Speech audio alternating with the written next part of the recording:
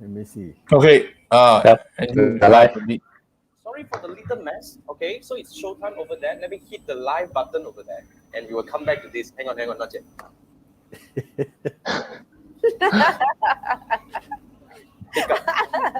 I love this experiment. Mommy say don't play with fire. Now you May know. not be cut out. That could work.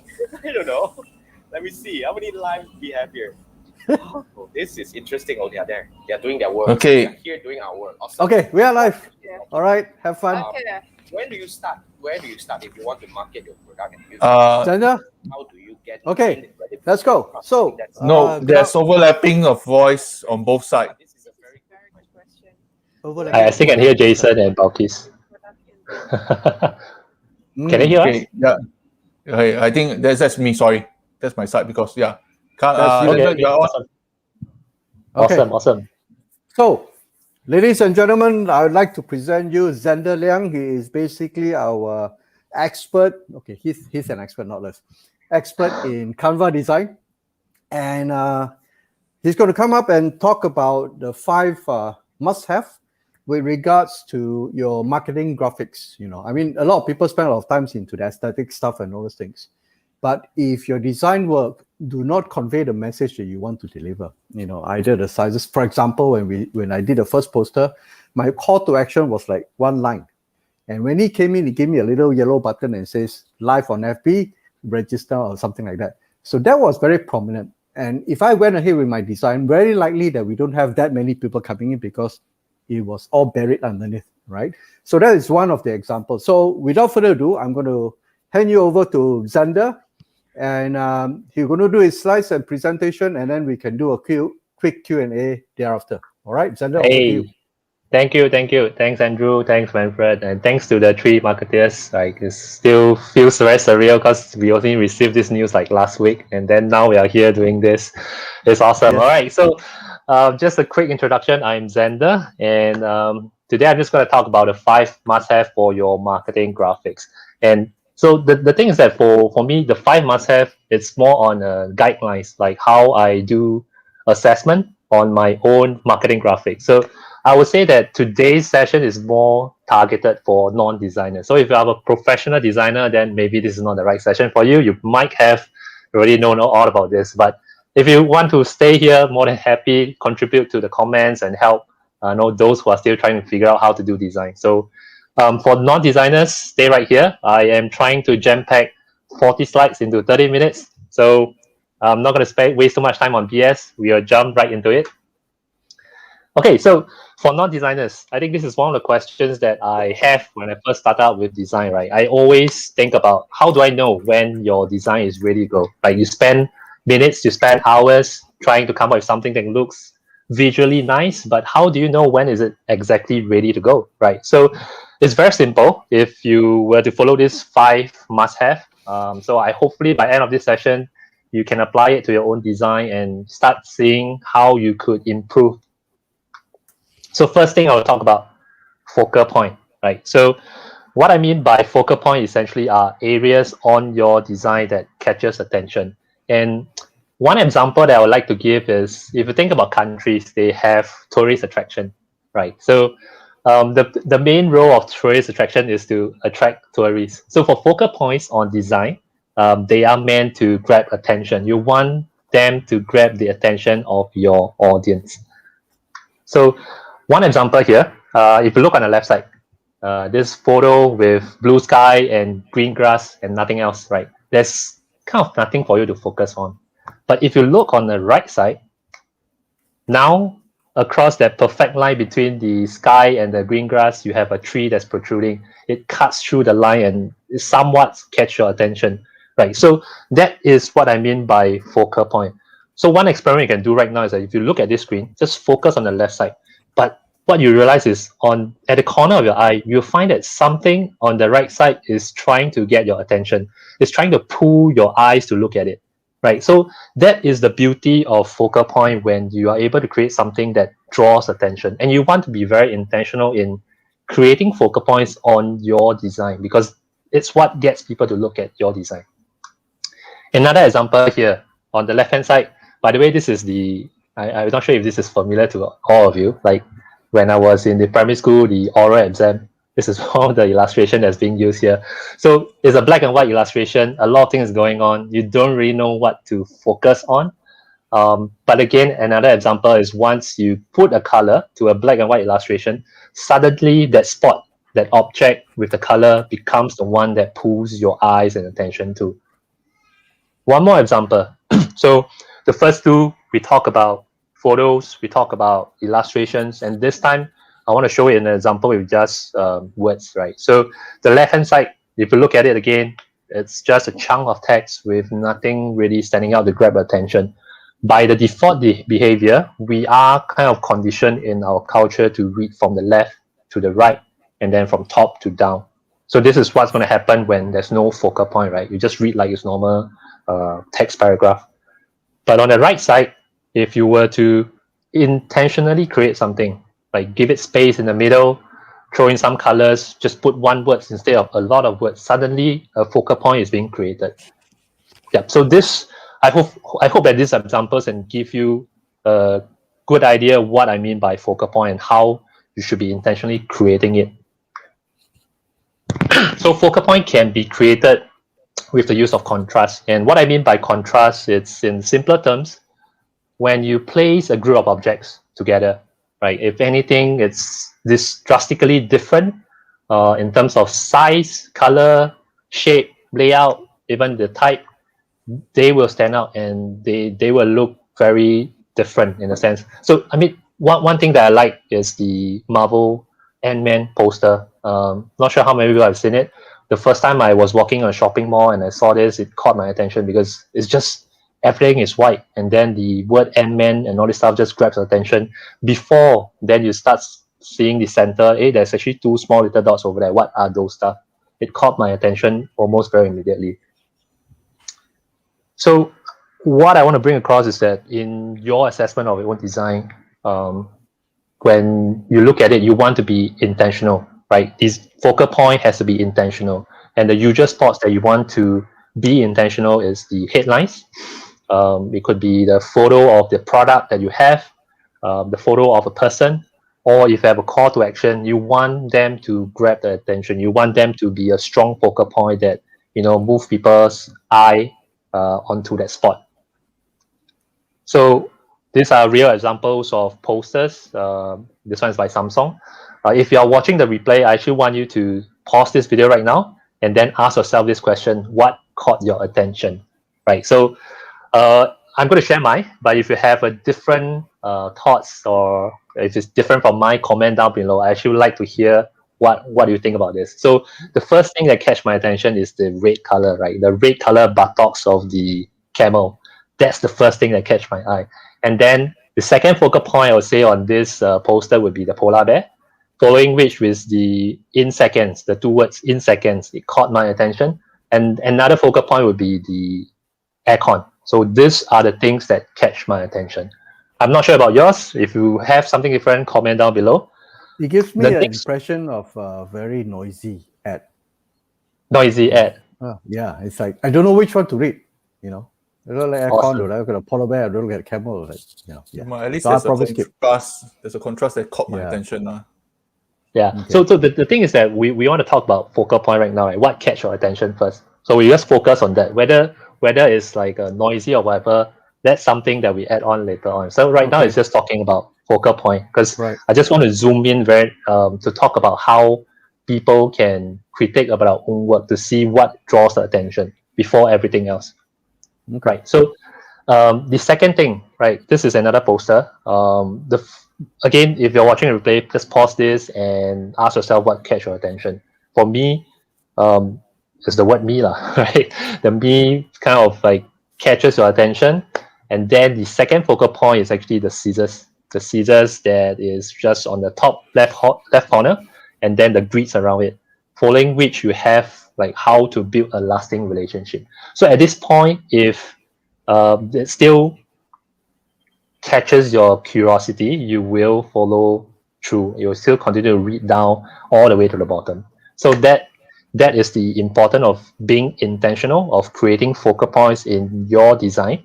And it leads to my next point, which is the eye flow, right? So eye flow, in a way, it's how the audience eyes move through your design. And to be exact, it moves from the strongest focal point to the next one.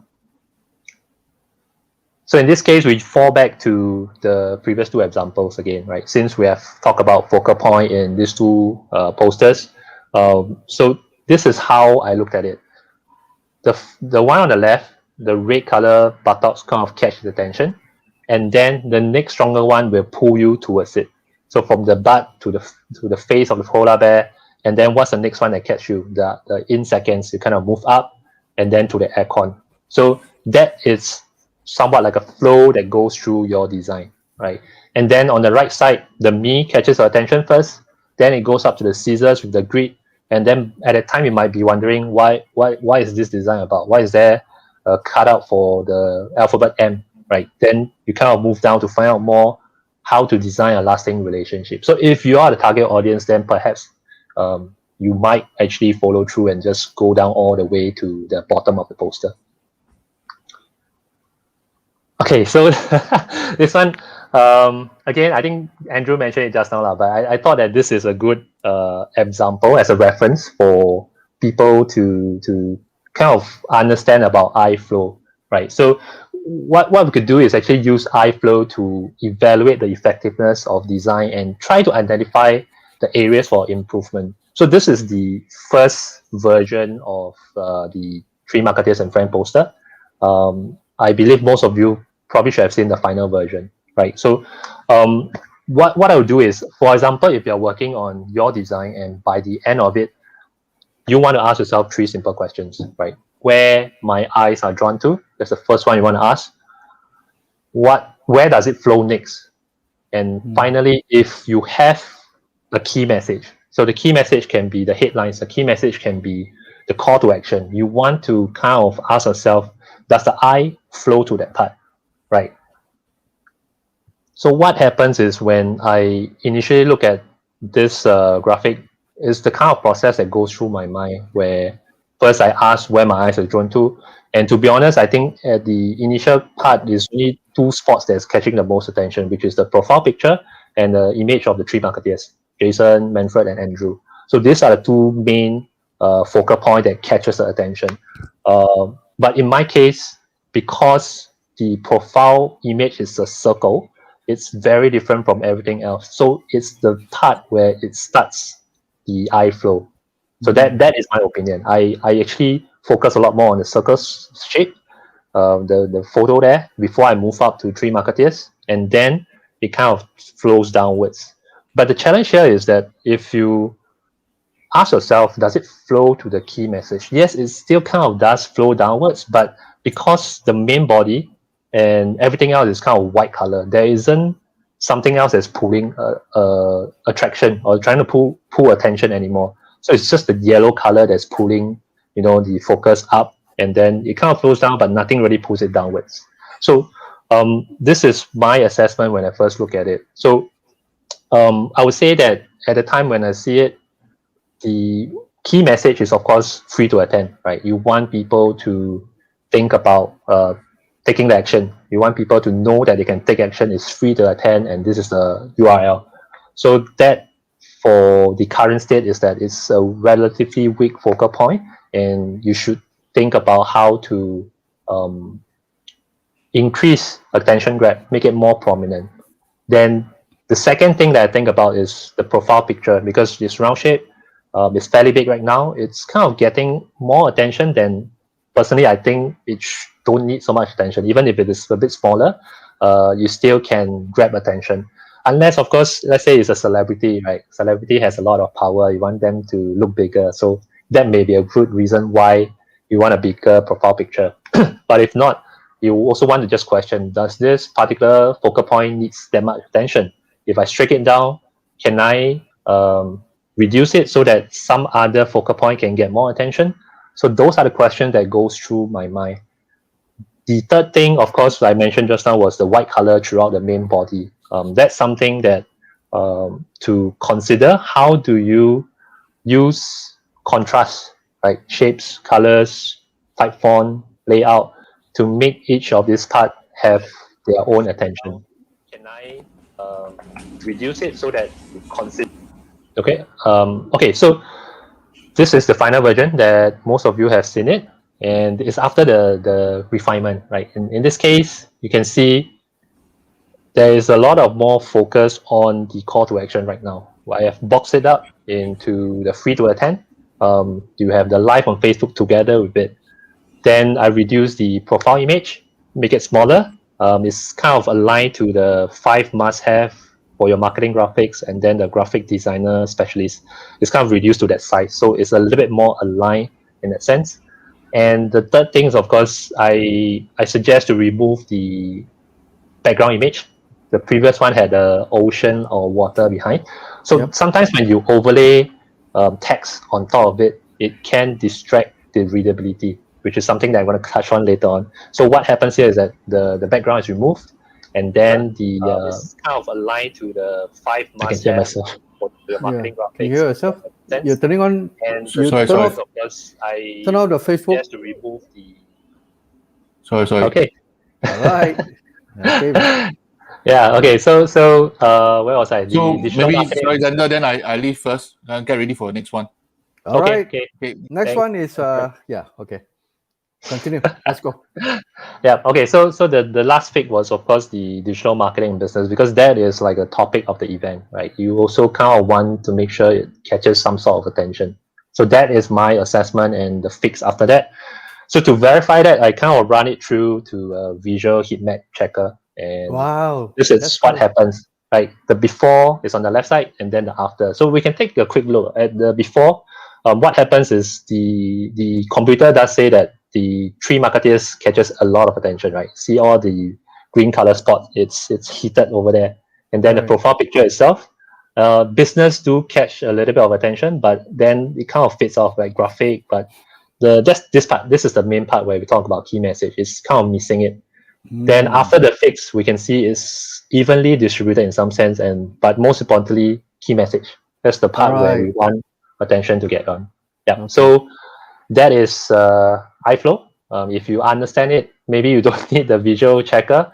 But if you understand how it works, you can get a better sense of what would catch attention, right? So it is different from your typical reading where it's top to bottom, but when you design, you then start with the focal point, and then you move down to the next item you want them to read, and you guide in terms of sizes or colors or proximity Yes. for that, right? Yes, I would say that in design, because you have a lot more factors that influence attraction, like attention, right? So Right. it doesn't always go in a sense where it's top to bottom. Of course, that is a generic way of doing stuff. But for design, sometimes you want to pattern disrupt, you want to do things that catches attention. You don't always rely to top to bottom. So the iFlow can go everywhere, but you just want to make sure that catch attention first, then lead it to, at least you want to make sure that it goes to the call to action. And when they're interested in the call to action, they will start checking out other things also. So factors that comes in, which I'll touch on later on, like your headlines, your how do you drive curiosity and stuff like that. Those are factors where they keep people on your marketing graphics. So they'll consume the data, and then they will internalize whether it is something that they're interested in. Good. Great. Yeah. So next point, readability. And readability is basically how easy it is to read your text in your design. So this is very, very straightforward. But I would say that there's still a lot of common mistakes in terms of the designing part. First one, of course, font size. That one's straightforward. I won't touch too much about it. But the whole thing is for font size, right? You just want to make sure that the actual size of whatever that you produce, if let's say it's for Facebook, you want to make sure the smallest font size is still visible, right? That is the bottom line. As long as it's visible, I think you're okay to go. The other three that I want to talk about is color contrast, text alignment, and then spacing. So for color contrast, well, if you are using, let's say, colors in the background, like for example, you use a bright color in the background, just make sure that you don't use a light color word on top of it, right? It's like common knowledge, right? Sometimes when you're designing, it still happens. So this is something to take note. You just want to make sure that you want to use dark color on a light background. And if you are on a dark background, make sure the words are brighter color. And then there's another example where, say, sometimes in terms of marketing graphics, you overlay the words on photos, right? In this case, this is a white color font over a sky background, like blue color and white color. So you can see that some parts of this, like the C and O, is a little bit blending into the cloud. And one way to go about this is, of course, there's two ways you can do it. First, you can darken the background image, right? Just tone down the brightness so that it looks a bit darker. The second way is you can create another layer between the words and the background. So like have a black color overlay and then reduce the opacity to maybe 20% or 30%, depending on how you want it to look. So in that case, you create the contrast so that your words can be easily deciphered. Right now, without frowning or squinting my eyes, I can make it out. This is a C and this is an O compared to this. So these are the small little mistakes that will cost you the impressions. They will cost you the readability. People who find it hard to read sometimes will just give up and they will leave. How about adding shadows to the text? Adding shadows to the text is fine as well, but don't overdo it. I would say that one thing, you don't want the shadow to look too harsh. You just want like a soft touch, like maybe okay. where if it's some, it's a little bit that is that makes it pops up. I think that's fine, but you don't want you don't want everything to have shadow. Understood. Yep. Okay. Cool. Okay. Next, text alignment. My struggle with this one is that I still see quite a lot of people using central align. So I would say that for center align, use it only when it's one or two lines, right? If anything, the maximum is 3. In my own personal opinion, the maximum is 3. But if more than 3, I would say avoid center align. The reason why is that it creates the friction for reading, because every single line starts at a different spot. If you look at this, right, this is the starting point, and then the next line, another one. Compared to say is if it's a left align, everything is at the same line here. It's easier for the eyes to find a starting point and move on to the next. Very, very small detail, but it affects reading. Anything that has more than 3 lines and is center aligned, you create that sort of vibe that it's intimidating to read or it's hard to read. In fact, the first thing is don't have too much words on your marketing graphic. But this is just in case you need a lot of text on the marketing graphics. I would say left align. That is my go-to advice for text. Makes sense. Okay. Makes sense. The last one for readability is spacing. And the top example here, well, this is a extreme example, but if you have information like your telephone number for home, work, fax, or whatever, and you place it so closely to each other, it's hard for you to tell where is the endpoint, right? You don't really know which is the last number, right? As compared to on the right side, now everything is spaced out. You can tell this is one group of information, this is another one. So, of course, again, this is exaggerated. In most cases, I think you won't see this kind of stuff, but just make sure that you want to have enough spacing between groups of information. So the bottom part, right, even though I leave a little bit, but you will find that it's just not visually appealing, and it can create the ideal in the viewer's mind that this is difficult to read and maybe I don't want to read this, I'll skip, right? So again, this is the readability, and these are the few things that I looked at when I tried to self-critique my work. The fourth one, brand consistency. So what brand consistency? It's all about brand recognition, right? Building up trust with the consumer. Actually, it's more about, if you have brand colors, you have your brand logo, you want to use them in your marketing graphics over and over again. And then across a long period of time, people start recognizing you because of the colors, because of the logo, right? So one example is Netflix. If I mention about Netflix, what color do you think about? If you're a Netflix user, I think this, you don't even need to think. It's almost instant. If you're not, then yeah, maybe you'll struggle a little bit. Another example is Spotify, right? So Spotify, you can also remember about the color, you can also remember about the logo.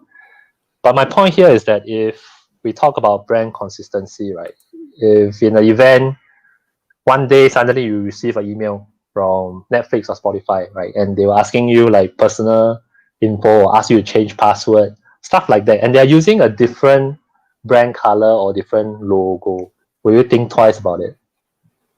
So that's a question to think about. And of course, scammers, they are very smart now. They won't make this kind of mistake. They'll make everything very similar and very close to it, right? But my point is really, if you want people to remember and trust the message that you send out, you want to be consistent across every marketing graphic that you push out.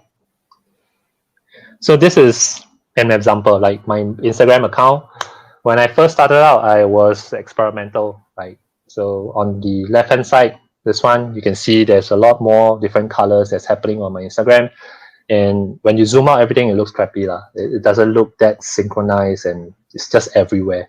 And I decided, okay, I want to make everything looks more appealing and more consistent. So now it's black, yellow, and white, right? So in the long run, I would expect if I were to talk about my brand, people will kind of remember these are the colors, these are the icons that I use in my marketing graphics. So the same thing for your case. If you know what are your brand colors, you want to stick to it and kind of intentionally create your marketing graphics using that same color combination. And yeah, this is the last one on the 5 must-have, emotions. I would say this one may be the hardest to achieve, but I am more of a designer than a copywriter. And I would say marketing graphics is a combination of the design aspects as well as the copywriting aspects, right? So emotions is not just using visuals to communicate, but the choice of words and the kind of language that you use can also stir up the sort of emotion.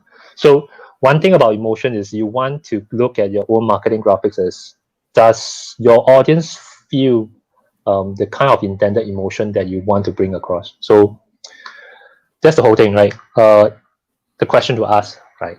If let's say you want to drive fear of missing out, right? FOMO, that's what they call it. You want to make sure that your marketing graphics, the copywriting is talking about scarcity or urgency, the perceived value. You want that to come across in the words, but the visual itself needs to elevate that. You also want to make sure that the visuals drive attention to that part. It also have the relevant visual hints that talks about FOMO. Like for example, a countdown timer or limited time offer, the slashing price, promotion, those things that people know about, discount and stuff like that. So those are the examples that you want to think about. If your intention of this marketing graphics is about sales, promotion, making them feel that they're going to miss out, then yeah, you want to make sure that your graphics also help on top of the words that you choose to use. So the usual triggers for emotions, I would say interesting headlines, photos that spark curiosity, the call to action that creates the FOMO. All right, so this is the recap. I've touched on the 5 must-have for marketing graphics. The first one, focal point, right? Where my eyes are drawn to. You want to think about, basically you want to be intentional about designing focal points in your graphics, right? You want to place them strategically, right? The second is eye flow. How does the audience eyes flow through my design? Does it flow to the key message? The third one is readability. Is it easy to read your message? Are there any things that's obstructing the reading experience? If there is, you want to figure out how to remove it. The fourth one, brand consistency. Are you using the brand logos, the brand colors? This is more for the longer term strategy. You want the colors, the logos, and all these things to be instilled in the consumer minds. And across the time, you build up some sort of trust because you are very consistent in how you present your work or how you present your marketing graphics or products. The last one will be emotions.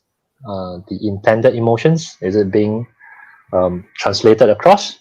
Yep. So that's the 5 must-have for the marketing graphics. And I think to wrap this up, I will end with a quote. A design without strategy is art.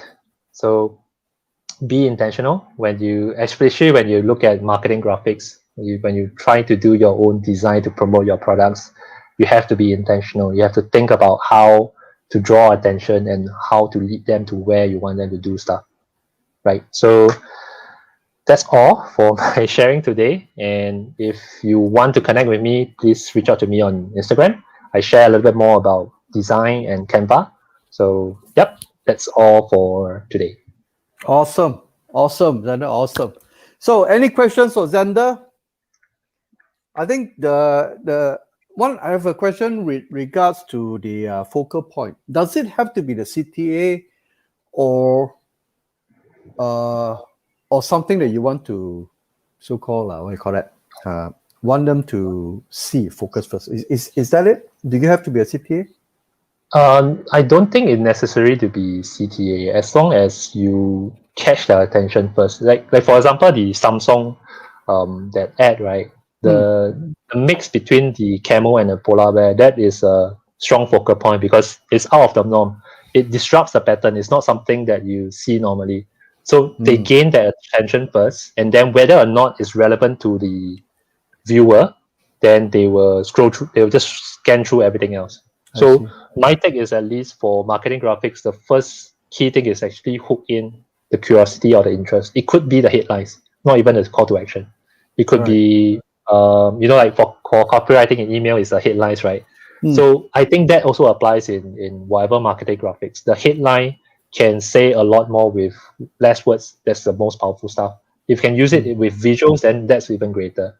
But I would say it's not easy to always achieve that. So it's a combination. Sometimes with words, sometimes with visuals. I see. Do you see a difference? I come from a newspaper ad background. Do you see a difference between print ads and what you see on social now? Does the principle applies for print ads and also social?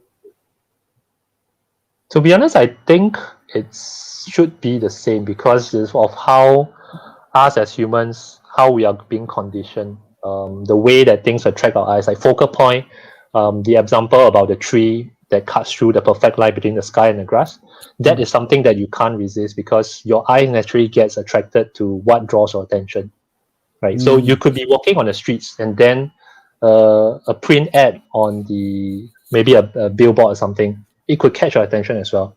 But whether or not it retains your attention, it depends on all the other elements. I see. Okay, because that is my perspective on that. One of the ad that still stuck inside me was okay. I'm showing my age. It was a Volkswagen Beetle ad. So you had a picture of a beetle right on the right hand corner. So it was a full page ad.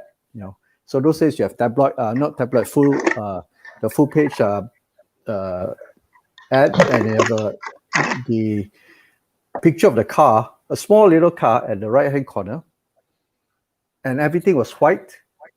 And then the so-called the headline was at the bottom left. That's for it. Really? Yeah. I think if you do a search on Google for Volkswagen ad, you probably see that. That is one of the legendary ad because it stops everybody because there's one little dot and then the copy of the ad. It was very, very straightforward stuff. And Awesome. that was my introduction to the use of space. Generally people who don't appreciate it say, wow, spend so much money a right-hand page, so those are premium. Spend so very much expensive, money. right? Oh, you use all the space, all empty, never fill up one. So that's one thing. I think you're right in terms of the only thing with social media is I think you can add colors. But I think if you do a black and white one, it could be a nice so-called disruption to the flow as well. But I think social media, you just want to stop the scrolling. Yes, I think that's the number one thing, stopping the scroll first. Correct. But print ads, then you don't buy a magazine and just scroll like that. You see, so there's still this space or so-called the timing that allows you to so you can put a bit more context or text into it. But I think social media, because of the ease of scrolling, the number of text should be limited. Yeah. I think now the because you mentioned about space just now. In fact, the lesser stuff that's on the image, the Yep. more stronger the focal point is. Like the tree is a perfect example. It has nothing, just the tree. Right. Correct. So of course, it doesn't work in a sense where someone look at it and question, what is this whole thing about? You still need to give some context. Yep. Yeah, but less is more like in the sense where less can actually create more attraction in that sense. All right. So looks like we don't have any questions. We want to let our audience to bounce to the next one. We're talking. Next one is Erica. I think she should be up now. She's with Manfred. So please refresh your page so that you can see the next stream coming up. Zander, thank you so much. If you want to follow Zander, go to his Instagram at dm.zander. He puts up a fair bit of content which is related to design, a lot of free stuff, a lot of good stuff. Please follow him and pick up a thing or two about design. I'm definitely going to do that. So Zander, thank you so much for your time. And, thank you, everyone. Yes. So that's it for Zander's session. We're going to bounce and we're going to go and join Manfred and Erica. All right. Awesome. Cheers. Thank you. Okay. Bye. Bye.